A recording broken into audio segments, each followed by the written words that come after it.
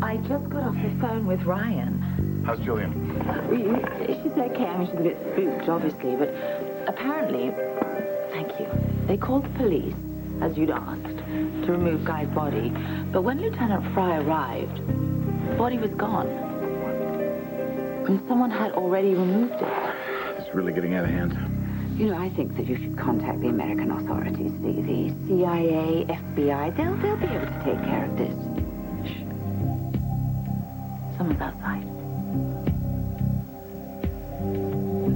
By the door.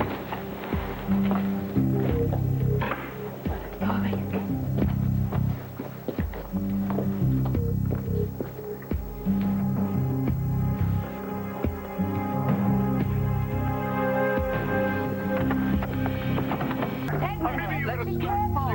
Let's all stay calm, shall we? Don't move, please. I'm Inspector Foster from Scotland Yard. If you'll allow me to remove my identification, I can prove it to you. Allow me.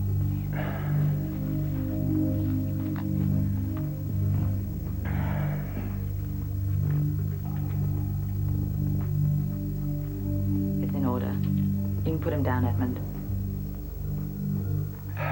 I apologize for the greeting, Inspector. May I presume that you are Edmund Gray and Alexandra Devane Merrick? I was given your names by a nurse, Ames. She said you might know something about the explosion at Brynwood Sanatorium. Yeah. Well, we're very glad you're here. First of all, Inspector, it's not a sanatorium. It was a front for some sort of covert operation. I know how it sounds, but it's true. We don't know who these people are, but they threatened to kill us on more than one occasion. Perhaps we should start from the beginning.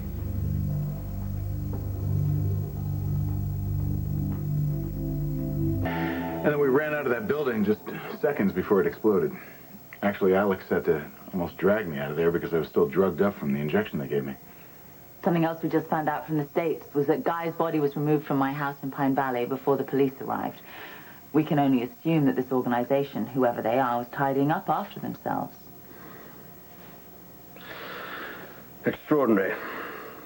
In all my years with Scotland Yard, I don't think I've heard anything like it. It's all true, Inspector. And if you do a background check on me, you'll see that the missing years in my history correlate with what I've been saying. I assure you I am treating everything you told me with the utmost seriousness. We appreciate that, Inspector. Here's a list of our numbers, both here and in the States. Please call us if you have any questions. Thank you. I'll take your information back to headquarters, initiate a full investigation. I understand that there might be some security issues, but we'd really appreciate if you keep us up to date with your progress. I promise you, Mrs. Merrick, I won't rest until I've gotten to the bottom of all this. I'll stay in touch. Thank you. Thanks. Right, I'll see you out.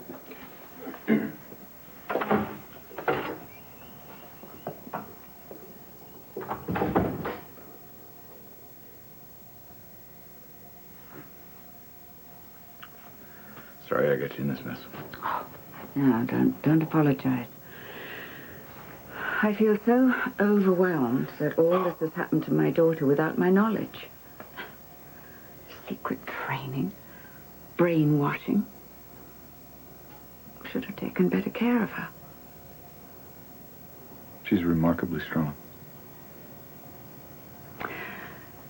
You know, I'd like to believe that all this is for a reason. And that everything that's happened might ultimately benefit her. I don't understand. Indulge me for one moment.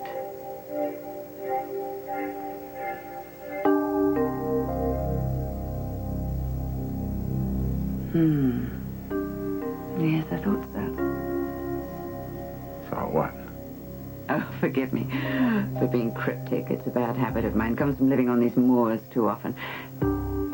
What I was trying to say is that maybe everything that my daughter has had to endure is that so that she could meet you.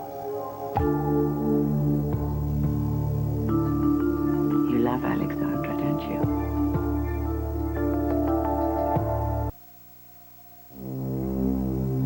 I said I wanted wanted Alexandra to have some tranquility in her life after all she's been through. No, you said you wanted to get on with her life.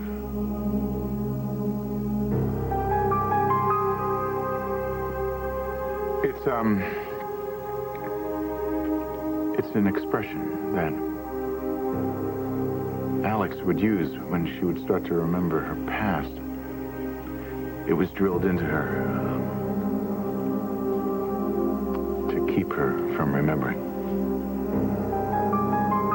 But she used to say it every time that I went to see her in Brynwood. I mean, maybe that's where I got it from. It's such a common expression, Edmund. You're right.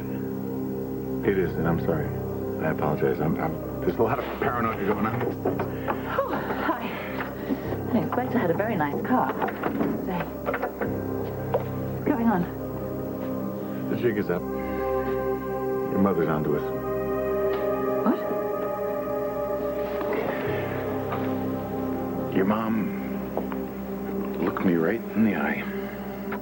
And she stared into my heart, and she could tell what was going on. And she knows how I feel about it, too. What do you think? I think that for you and Edmund to be living happily in Pine Valley is what I want. Oh, sweetheart. Wonderful.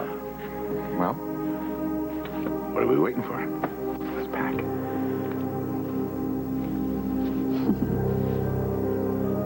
Well, that's all of it.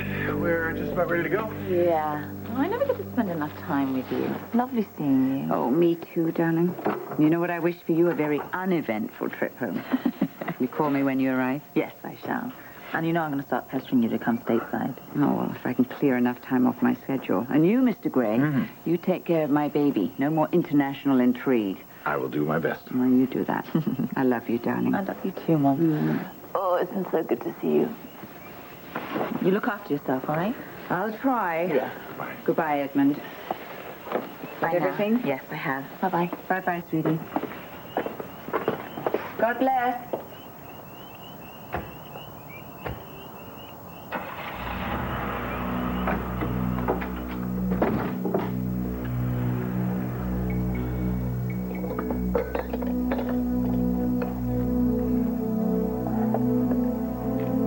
Was my performance adequate? Excellent. I think they were convinced. Do you have our guest?